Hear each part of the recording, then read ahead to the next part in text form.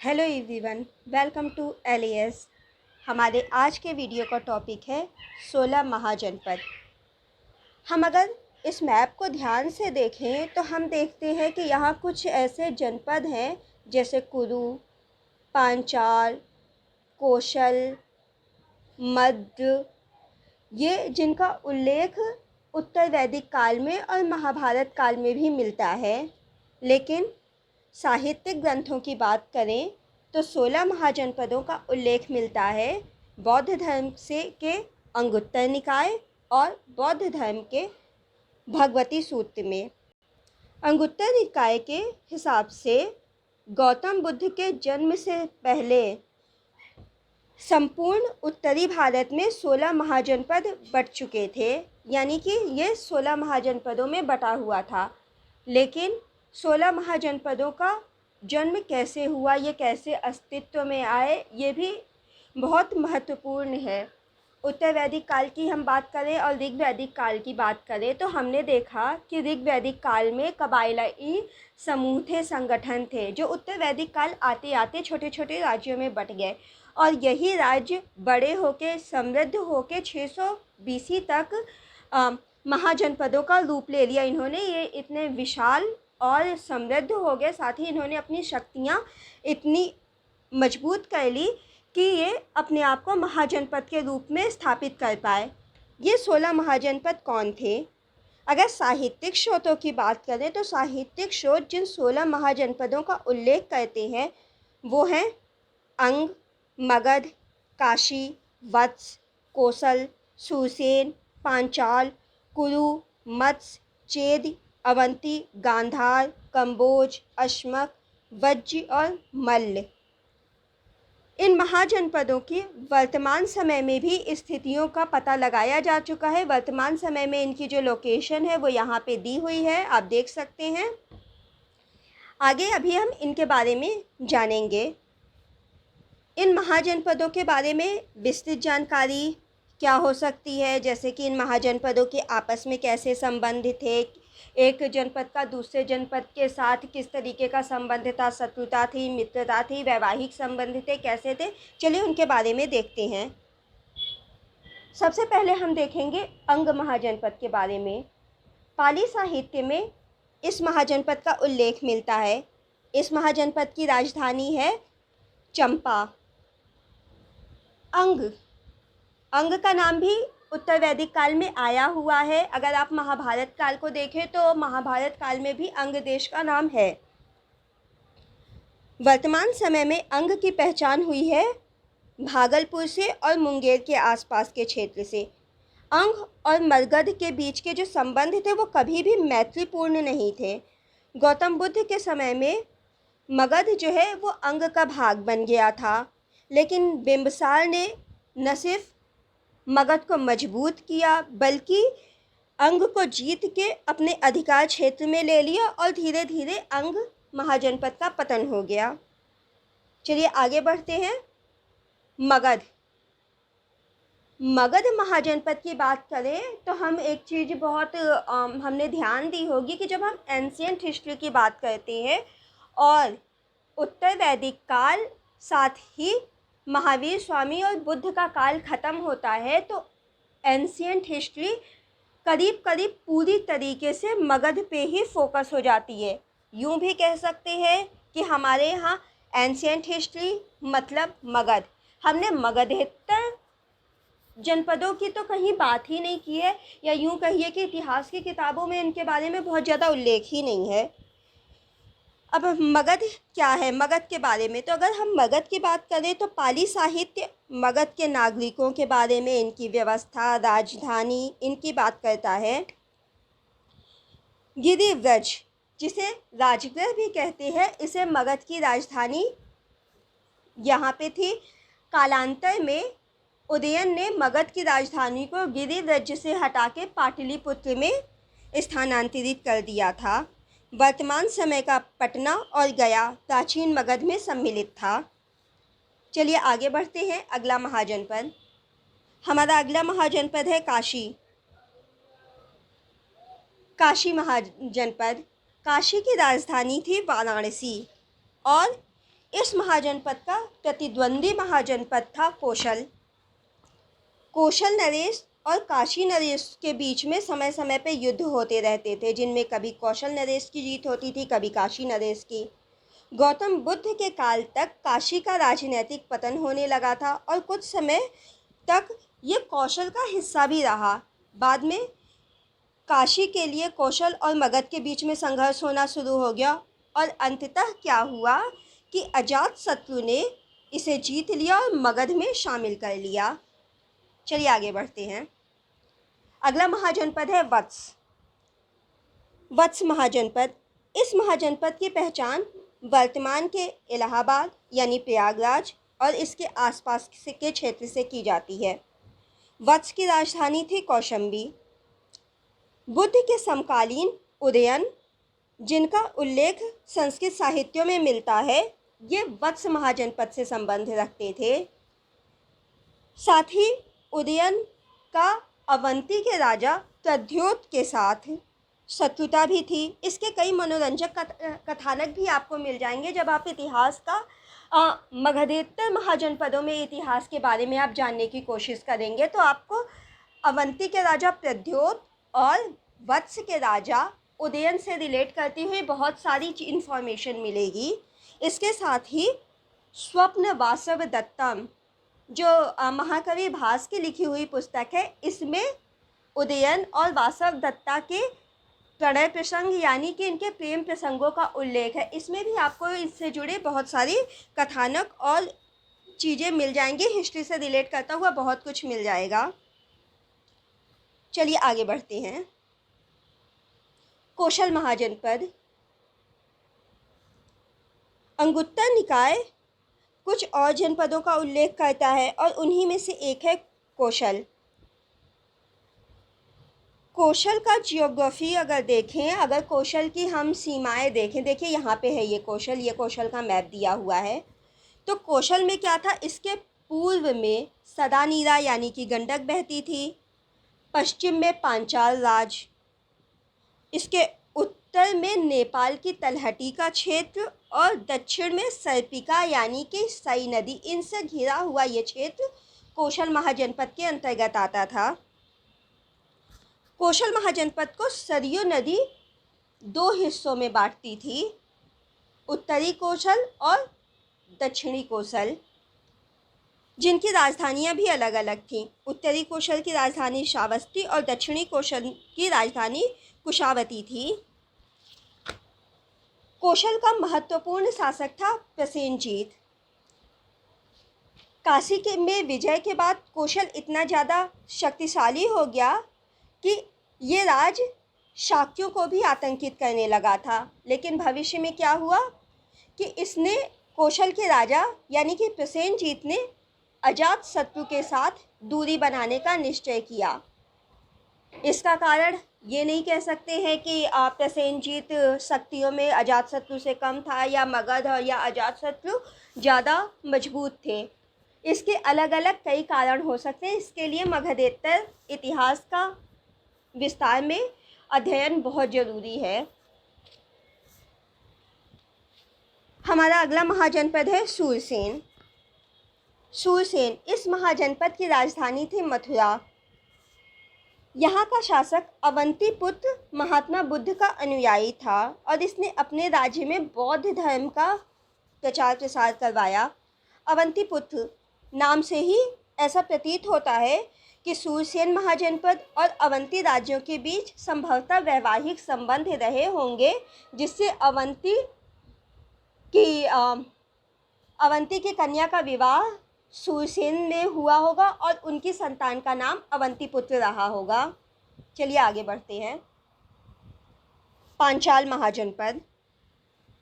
उत्तर वैदिक काल से ही यह महाजनपद काफ़ी ज़्यादा प्रसिद्ध रहा है। पांचाल की अगर बात करें तो पांचाल की स्थिति ऐसी थी कि यह पूर्व में कौशल से, पश्चिम में कुरु से, उत्तर में हिमालय की तलहटी और दक्षिण में चंबल नदी, इनमें यहाँ तक का फैला हुआ क्षेत्र पांचाल के नाम से जाना जाता था। वर्तमान स्थिति में पश्चिमी उत्तर प्रदेश का ज़्यादातर हिस्सा इसी महाजनपद का हिस्सा रहा होगा। पांचाल के भी दो भाग थे, उत्तरी पांचाल और दक्षिणी पांचाल। उत्तरी पांचाल की राजधानी थी अहिछत्र और दक्षिणी पांचाल की राजधानी थी कांपिल्य। महाभारत में भी इसका उल्लेख किया गया है। इसका उल्लेख महाभारत में कई जगह पे है। स्वयं द्रौपदी जो भी थी वो पांचाल कुमारी थी, यानी कि पांचाल की राजकुमारी थी, और द्रौपदी का उल्लेख कई जगह पांचाली के नाम से भी किया गया है। पांचाल की शासन व्यवस्था की बात करें तो पांचाल मूल तौर पे राजतंत्र था, लेकिन कहीं कहीं ऐसा उल्लेख मिलता है कि कौटिल्य का समय आते आते यहाँ पे गणतंत्र स्थापित हो गया था। पांचाल की ही तरह उत्तर वैदिक काल में एक और महाजनपद था जो पर्याप्त रूप से ख्याति पा चुका था, और ये महाजनपद था कुरु। कुरु महाजनपद का उल्लेख ब्राह्मण साहित्य में हुआ है। ब्राह्मण साहित्य में पांचाल और कुरु राज्य का जोड़ा जो था वो अत्यधिक शक्तिशाली माना गया है। इन्होंने कई अश्वमेध यज्ञ किए, अनुष्ठान किए। आधुनिक समय का मेरठ और दक्षिणी पूर्वी हरियाणा का क्षेत्र कुरु का हिस्सा माना जाता था। जातक कथाओं के अनुसार कुरु की राजधानी इंद्रप्रस्थ थी। कुरु के राजाओं के वैवाहिक संबंध यादवों, पांचालों और भोजों के साथ थे। वत्स महाजनपद में जिस राजवंश की स्थापना हुई थी, जिस राजवंश से उदयन संबंध रखते थे, वह संभवतः कुरु की ही एक शाखा थी। इसके साथ ही ऐसा माना जाता है कि ये राजतंत्र, इसकी स्थापना वत्स में संभवतः उस समय हुई थी जब हस्तिनापुर का कुरु का महत्वपूर्ण नगर हस्तिनापुर बाढ़ग्रस्त हो गया था। इसका उल्लेख हमें पौराणिक ग्रंथों में भी मिलता है और इसकी पुष्टि हस्तिनापुर के उत्खनन में भी हुई। इस नगर के बाढ़ग्रस्त होने के बाद कुरु के राजवंश ने यहाँ कुरु से वत्स महाजनपद में अपने राजतंत्र की एक शाखा को स्थापित किया और यहाँ पे उनके वंशजों ने शासन किया। चलिए आगे बढ़ते हैं। हमारा अगला महाजनपद है मत्स्य। आधुनिक समय के जयपुर, जोधपुर, अजमेर, इनके आसपास का ये जो क्षेत्र है ये मत्स्य राज्य में यानी मत्स्य महाजनपद में आता था। इसके संस्थापक विराट को माना जाता है और विराट के नाम पर ही इस नगर की राजधानी विराटनगर कहलाती थी। महाभारत में भी इस महाजनपद का उल्लेख मिलता है। साहित्यिक स्रोतों में अपर मत्स्य, वीर मत्स्य आदि उल्लेख संभव है कि मूल मत्स्य महाजनपद की ही शाखाएं हों। मत्स्य देश कभी एक समय में चेदी महाजनपद का भी हिस्सा था। चलिए आगे बढ़ते हैं। चेदी महाजनपद, ये यहाँ हम देख सकते हैं चेदी महाजनपद को। चेदी महाजनपद की सीमा कुरु राष्ट्र से जुड़ी हुई थी। ये वर्तमान समय में यमुना नदी के किनारे स्थित था। वर्तमान समय का बुंदेलखंड चेदी का हिस्सा था। चेदी की राजधानी सुक्तिमती थी। संभव है कि कलिंग के जिस चेदी वंश का शासक खारवेल था उसे ही इसी चेदी प्रदेश की शाखा ने स्थापित किया हो। महाभारत में वर्णित शिशुपाल भी इसी चेदी राज्य से संबंध रखता था। आगे बढ़ते हैं। हमारा अगला महाजनपद है अवंती। ये पश्चिमी भारत का मुख्य महाजनपद था। अवंती आधुनिक मालवा, मध्य प्रदेश ये मिलकर अवंती महाजनपद बनाते थे। इस महाजनपद के भी दो भाग थे, उत्तरी अवंती और दक्षिणी अवंती। उत्तरी अवंती की राजधानी उज्जैन और दक्षिणी अवंती का प्रमुख नगर था माहिष्मती, जिसे वर्तमान समय के माहेश्वर नगर के रूप में पहचाना गया है। महावीर स्वामी और गौतम बुद्ध के समय में यहाँ के शासक थे चंड प्रद्योत। चंड प्रद्योत संभवतः इतने अधिक शक्तिशाली शासक थे और इतने क्रोधी थे कि इनके नाम के साथ चंड जुड़ गया था। अवंती उस समय का संभवतः सबसे बड़ा और सबसे शक्तिशाली महाजनपद के रूप में उभरा था।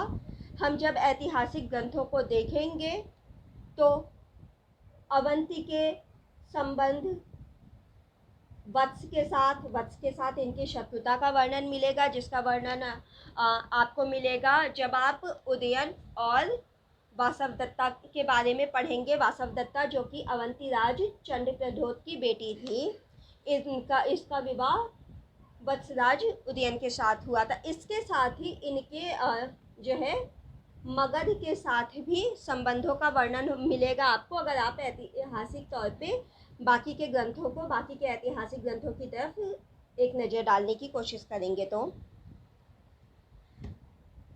पुराणों के अनुसार चंद्रप्रद्योत को बहुत ज़्यादा शक्तिशाली बताया गया है।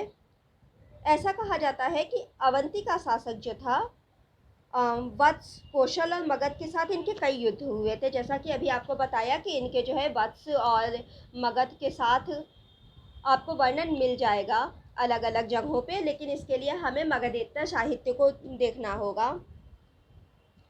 मगध शासक शिशुनाग ने अवंती को जीता था। शिशुनाग ने अवंती को जीत के अपने राज्य में मिला लिया था। अवंती एक ऐसा राज्य था जो पर्याप्त रूप से आर्थिक महत्व रखता था, क्योंकि बहुत सारे व्यापारिक मार्ग अवंती से होके गुजरते थे। चलिए आगे बढ़ते हैं गांधार महाजनपद की तरफ। यहाँ हम एक नज़र डालते हैं ऊपर की तरफ और देखते हैं कि बाकी महाजनपदों से अलग गांधार यहाँ उत्तर की तरफ बसा हुआ है।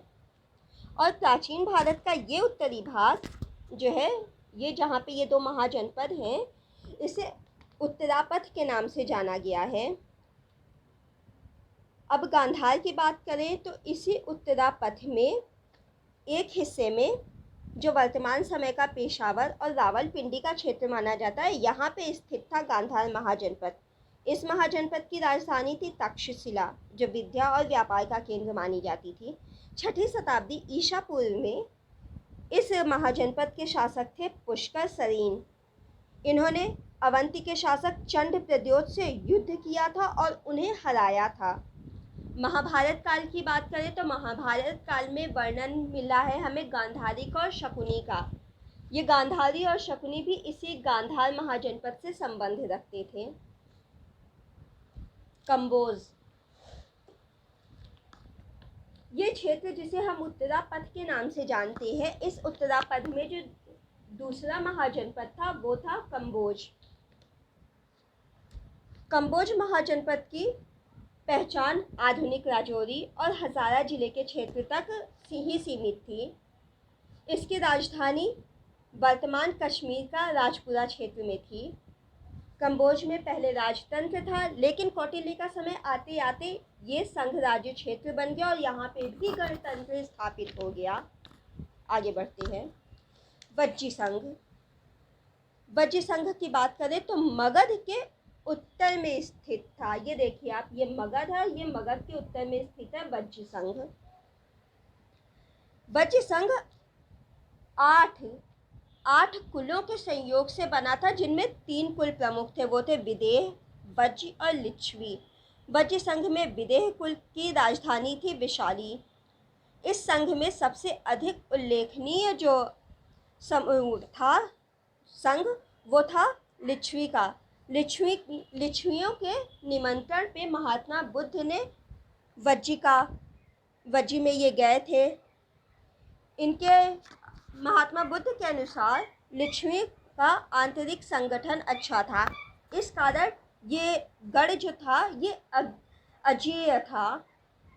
इस गढ़ का नाश तभी हो सकता था जब इसमें एकता का नाश हो, और एकता का नाश होने पे ही मगध या कोई और राज्य इसे जीत सकता था। यानी कि वज्जी को जीतने के लिए बहुत ज़रूरी था कि वज्जी संघ में फूट डाली जाए। मल्ल महाजनपद। अंगुत्तर निकाय में इस महाजनपद का भी आपको उल्लेख मिलेगा। इस महाजनपद के भी 2 भागों का उल्लेख मिलता है, जिसमें एक की राजधानी कुशीनगर और दूसरे की राजधानी पावा है। ये वही कुशीनगर है जहाँ पे गौतम बुद्ध ने निर्वाण प्राप्त किया था। यहाँ भी पहले राजतंत्र था और बाद में गणतंत्र स्थापित हुआ। ये इस राज्य में, इस महाजनपद में जैन और बौद्ध धर्म व्यापक रूप से फैला था। बुद्ध के निर्वाण के बाद मल्ल राज्य ने अपनी स्वतंत्रता खो दी और मगध ने इसे जीतकर अपने राज्य में मिला लिया। 16 महाजनपदों में 15 महाजनपद जो थे ये उत्तर में स्थित थे। अगर आप मैप पे ध्यान दें तो आप देख सकते हैं कि 15 महाजनपद ये उत्तर में स्थित थे और एकमात्र अश्मक ये दक्षिण में स्थित था। अंगुत्तर निकाय में वर्णन है अश्मक का, और ये अश्मक गोदावरी नदी के तट पर, आप मैप में ध्यान दीजिए, ये गोदावरी नदी बह रही है, ये गोदावरी नदी के उत्तर में अश्मक है। ये महाजनपद मूलक प्रदेश का पड़ोसी था। दीर्घ निकाय के महागोविंद सूत्र में इस महाजनपद का उल्लेख है और ये बताया गया है कि ये दोनों प्रदेश यानी कि अश्मक और मूलक प्रदेश, ये दोनों इक्ष्वाकु वंश के क्षत्रिय थे। अश्मक की राजधानी पोतन थी।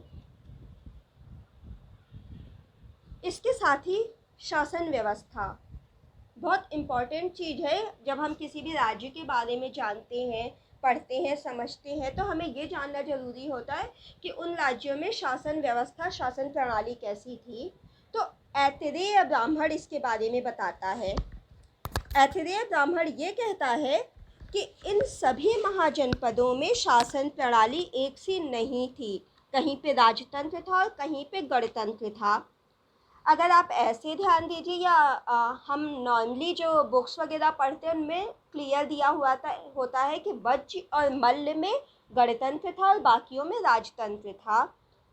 लेकिन इसके साथ ही अगर हम ध्यान से पढ़ें, थोड़ा डीप जाके पढ़ते हैं, तो हम ये देखते हैं कि बहुत सारे महाजनपद ऐसे थे जिनमें पहले तो राजतंत्र था, लेकिन कौटिल्य का समय आते आते इनमें गणतंत्र हो गया। जिनमें कि कंबोज ऐसा ही था, पांचाल ऐसा था, ऐसे कुछ और महाजनपद भी थे जिनमें बाद में गणतंत्र हो गया। मल्ल में भी पहले राजतंत्र था और बाद में यहाँ गणतंत्र हुआ था। लेकिन इसके साथ क्या कहता है ऐतरेय ब्राह्मण, ये ध्यान देते हैं। ऐतरेय ब्राह्मण के हिसाब से पूर्व में जो महाजनपद थे, जिनमें कि आप देखिए कलिंग और मगध आदि जो थे, ये यहाँ पे ये जो थे, इनमें यहाँ पे होते थे राजा, यहाँ साम्राज्य प्रणाली थी। यहाँ के सम्राटों का अभिषेक होता था, यहाँ के शासक अपने आप को सम्राट कहते थे। इसके साथ ही दक्षिण में यहाँ सास्वत, यादव और अश्मक वगैरह थे। यहाँ पे भोज प्रणाली थी और यहाँ के शासक अपने आप को भोज कहलाते थे। पश्चिम में धृतराष्ट्र, कच्छ और सौरीठ ये क्षेत्र, यहाँ पे जो शासक होते थे ये अपने आप को स्वराट कहते थे और यहाँ पे जो शासन प्रणाली थी वो स्वराज्य प्रणाली थी। उत्तर में हिमालय का क्षेत्र, कुरु उत्तर और उत्तर भद्र ये क्षेत्र, ये कुरु आधा कुरु आएगा, यहाँ पे थी वैराज्य प्रणाली और यहाँ के शासक विराट कहलाते थे। मध्य क्षेत्र जिनमें कुरु, पांचाल ये आते हैं, यहाँ पे राज्य प्रणाली थी और यहाँ के शासक खुद को राजा कहलाते थे। इस तरीके से अगर हम देखते हैं तो ऐतरेय ब्राह्मण के हिसाब से 5 तरीके की शासन प्रणाली होती है। कौन कौन सी होती है? पूर्व में, एक मिनट, हाँ, 5 प्रणालियों का वर्णन किया गया है।